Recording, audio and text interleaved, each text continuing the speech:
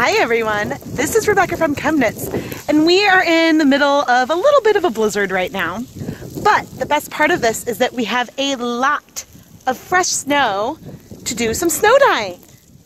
So let me grab a bucket, pick up some snow, and then we'll head back inside where it's warm to set things up. Today's episode of Dyepot Weekly is sponsored by CLFN. Currently, I am pre-soaking 200 grams of yarn in some water with 3 tablespoons of white vinegar. We have our Stroll Fingering sock yarn that is fingering weight 75% superwash merino, 25% nylon, and 100 grams of our Wool of the Andes worsted weight yarn, which is 100% Peruvian Highland wool. I am going to let these yarns pre-soak in this acidic bath for about 30 minutes before we go and set up our snow dyeing experience. My yarns are done pre-soaking, and I'm now going to set them up so we can start snow dyeing. I have just a wash basin with a cookie cooling sheet on top of it right here. And I'm going to arrange my 2 skeins of yarn on here, kind of keeping them on the cookie sheet and spreading them out a little bit so that way the snow will be able, the food coloring, the melting snow will be able to access these yarns. The reason why I have this up on a cookie sheet is so that the melting snow, the yarn won't sit in a puddle of melt. It'll kind of get the dye as it melts and allow some of the liquid to drip through. Now, the last time I did snow dyeing, I was in a really cold bathroom. But right now I'm actually in my little corner shower because the bathtub that I was going to use has a frozen drain because it's on an exterior wall. So I currently have a space heater running in here, which means that things should melt pretty quickly. Today we are going to use McCormick's neon food coloring colors to dye our yarn. And since this liquid food coloring does not have any acid in it, that is why I wanted to make sure to pre-soak our yarns with some vinegar to help the food coloring bind. I did not need to go far to get a basin full of fluffy, fresh powder. My doorstep is quite covered with snow right now. But I'm literally just pouring the snow on top of the yarn. And I want it to be fairly thick because I don't want the food coloring to just melt it straight away. But we should get some interesting patterns onto our yarn depending on how this snow melts. Let's start adding some of our food coloring. I'm going to start with some neon pink. And just sort of add some drops of this around. Now as it melts, the colors will spread out and onto our yarns. Now, in the past, this purple was fairly clogged, but I can see that I'm actually able to get some out now, which is nice. I do know that this purple breaks. How much of that we'll see on here, you know, is questionable, but I expect that there will also be a fair amount of white left on the yarn, but hopefully we'll get some nice dark colors on here. Alright, let's do some of this green. It's like a nice lime green. And I've done this with, almost out of our green. That is alright. I've done this in the past with some, I used Kool-Aid, here's some neon blue. I used Kool-Aid, I used so the powdered Kool-Aid, and I also mixed some Wilton's Violet, and I used that, and those videos are already on the ChemKnits Tutorials YouTube channel. And add a few drops of blue onto that other section. One of the reasons why I decided to use both Wool of the Andes and Stroll for this experiment is that I wanted to see if we could see any real difference between them. And you know, obviously it's not going to be exact because we've got you know, there's different amounts of snow on each side and different amounts of food coloring drops, but maybe we'll end up with something rather cool. All right, so we've got a lot of drops of food coloring on here, which is great because I think that that will give us some really nice and bright colors. I want to mix, I think, a little more of this purple around. You know me, I love, love, love purple. But it's funny because doing this kind of activity with food coloring and snow is actually something really, really popular amongst parents on snow days. And they let the kids play with it. And whenever you let kids play with food coloring, I always shudder because I know how badly it stains. But anyway, we're now going to let this sit and I'll come back in half an hour and we'll see how much we've melted. It has only been about 15 minutes since I added the dye, and you can see we've really got a snow cone going on here, and the snow is melting fast. Now, the edges will probably be pretty white because the snow is no longer hanging onto them. And so this is something that maybe could have been prevented a bit if I had only used one skein of yarn, but this is what's really fun about this technique. It's just a fun way to play with applying the dye to the yarn. And already you can see some of the color going into the yarn, and the colors look bright and beautiful. But you can also see that we've got some food coloring dripping into the basin below our yarn. So some of it is not getting onto the yarn, it's kind of going around it. It has been about half an hour since we added the dye, and I can see more color coming onto the yarn in areas. Ooh, the green, maybe because it's mixing with some blue over there, but the green in that back corner is reading much more of like an emerald versus a neon green. But yeah, the colors actually all look pretty deep right now, but I'm very, very excited to see how they turn out. It looks like that there might be a tiny bit of breaking going on. I'm not sure if it's some drips from the blue or some blue coming out of the purple or what, but I just can't wait to see how these colors continue to translate onto our yarn.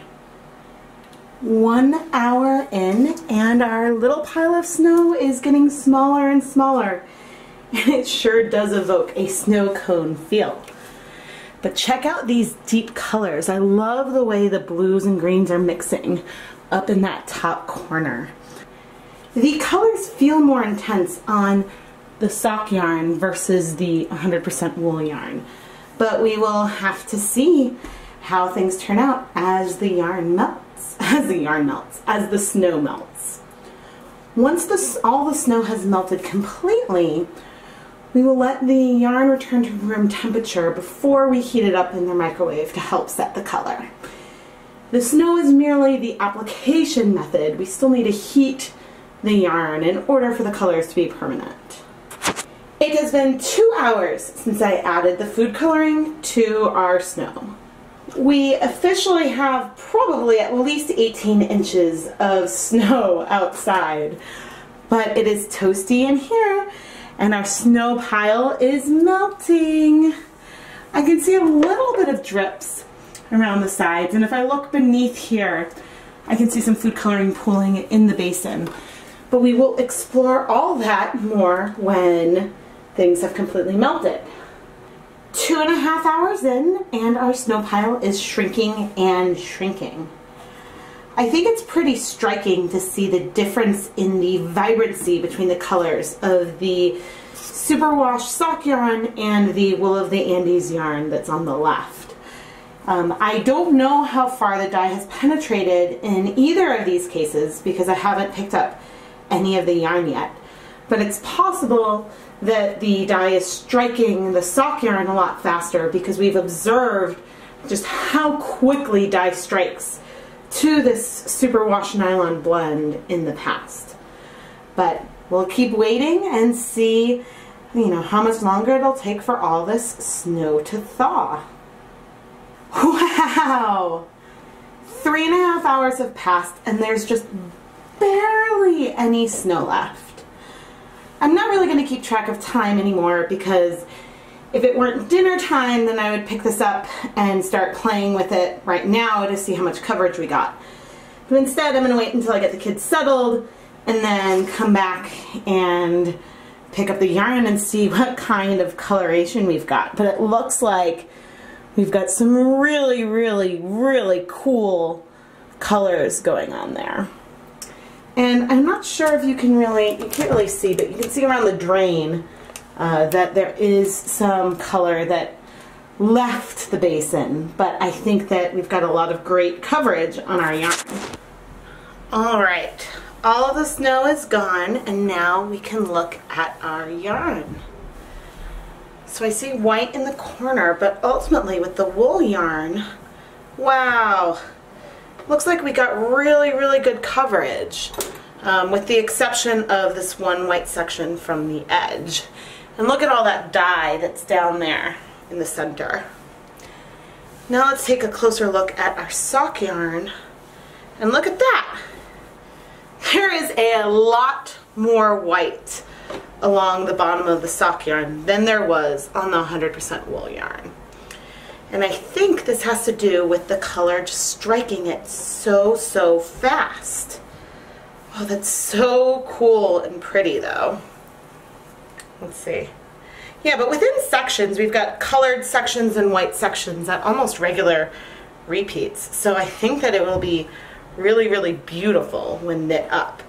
And I don't really want to add any other color to either of them actually.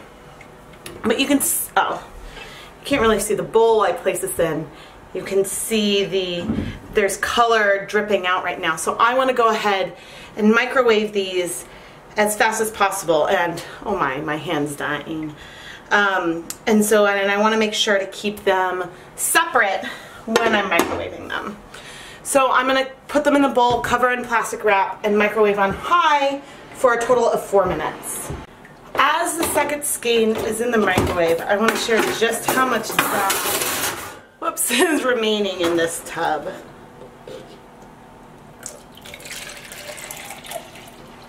It's mostly a greenish hue and very concentrated, and about fills this quart something size container about half full. So there's a lot of dye left over, and I will try to save this for another project. I have finished microwaving the snow-dyed yarns, and they are both very hot to touch. And so now I want to let them cool completely before we wash them. And hopefully there's still enough vinegar in the yarn after all the snow melted through it, so that the dyes could bind. CLFN, I hope you will love your yarn. I know that I do already. Alright, our yarn has cooled, which not surprisingly is a lot faster than waiting for the snow to melt. But actually, when I first added it to the bowl, you could see the dye there. And now, ooh, it does smell nice and vinegary, which is a good sign. I put in a little more vinegar than I normally do in the pre-soak. Oh, this is just some clear dish soap. I put in a little more vinegar than normal into the pre-soak because I wanted to make sure that there was enough to stay in the yarn. And I don't know about you, but these colors aren't looking that neon to me. Maybe because I used all the colors, but we've got some gorgeous, I mean, here we've got a neon green. That one looks neon, and some of the blue. But we've got some really nice muted colors as well. And you can see all of the color is in the yarn. So I am going to rinse this out a few times, and the water, I'm sure, will continue to remain clear. But I'll hang it up to dry and come back and show you the finished yarn, and I'll also show you the washing of the next skein. And now let's watch CLFN's yarn. All right. Plop it in. And again, we can see no dye on the bowl.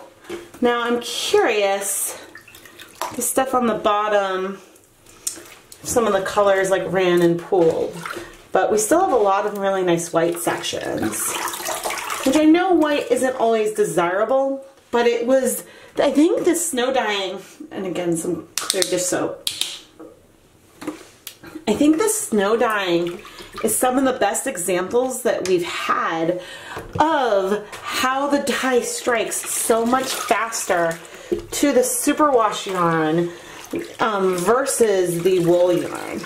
Because in the wool yarn, look at these colors, the reds and greens. In the 100% wool, untreated yarn, we had really good color penetration. The only parts that were white were the parts of the yarn that were around the edge, and so didn't really have any snow melt on top of them. Whereas with the soft yarn, we saw white at the bottom of the yarn itself. So we got a lot of, the color really only penetrated the fibers that were immediately underneath the snow. Some of the yarn that was beneath them just remained white. And so this gives us a lot of higher contrast patches of color. Now for the viewer who asked that I do these McCormick neon colors, I think I will do some dyeing with them and some hand painting with them so that way the colors stay more separate. Because when these neon colors combine, we get some really deep, gorgeous jewel tones. But there aren't very many sections in here that feel particularly neon. And I think also that using a high amount of the food colorings also kind of diminished their day glow type qualities. But all of the dye here is in the yarn, and I'm going to rinse this a few more times and then hang the yarn up to dry. Here are the two skeins of yarn that we dyed using the snow dyeing technique. And this is a technique that allows you to apply the dye to the fiber in a really slow method while your snow is melting. And so I think this has given us one of the best examples of how the dye penetrates a superwash nylon blend or an untreated 100% wool yarn. The worsted weight wool of the Andes base has a lot of color throughout the skein. We've got brilliant blues, pinks, and purples all over this yarn. There are some white patches, but I think those come from where the yarn was at the edge of the cooling rack, so some of it wasn't under the cover of the snow for the entire time, and so that left the white patches. Now if we take a look at the stroll base, the first thing you can see is that the colors are more vibrant. They feel a little more muted on the wool, I think because they spread out further. The other thing you'll note is we have a lot more white in this skein of yarn. And we even have specks of color throughout the yarn, which I think is just so cool. And I think this comes because the dye, when it was hitting the fiber, was striking to the fiber faster. And since it was striking to the fiber so quickly, we were left with more white patches because by the time water was melting through the underside of this yarn, there wasn't dye left to reach it. So that's why we see a lot more white over here. And I just think that that's really, really cool and that these colors are absolutely stunning. We have a few more hints of the neon from our McCormick's neon kit in this yarn over here. We see a little bit hint of some electric green and pink, and then the blue is really bright, whereas the blue is a lot more muted and the colors mixed a bit more on the wool skein. Probably again because they were able to spread out further even once it started striking the wool. These yarn colors are absolutely stunning. and it's really, really fun to see how these colors would mix on the yarn. I want to play with the McCormick's neon colors a bit more because I'm hoping to see when they're used by themselves as opposed to being mixed, just how bright they are on yarn. But that is an experiment for another day. Thank you so much, CLFN, for sponsoring this episode of Dyepot Weekly. I love getting the chance to go and think a little bit outside the box, and this one experiment has led to a lot of other ideas.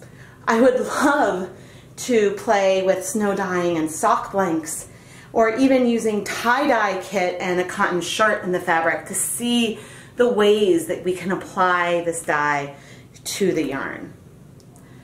I am Rebecca from ChemKnits, and if you want to see more fun dyeing episodes, make sure you subscribe to the ChemKnits Tutorials YouTube channel. Thanks for watching!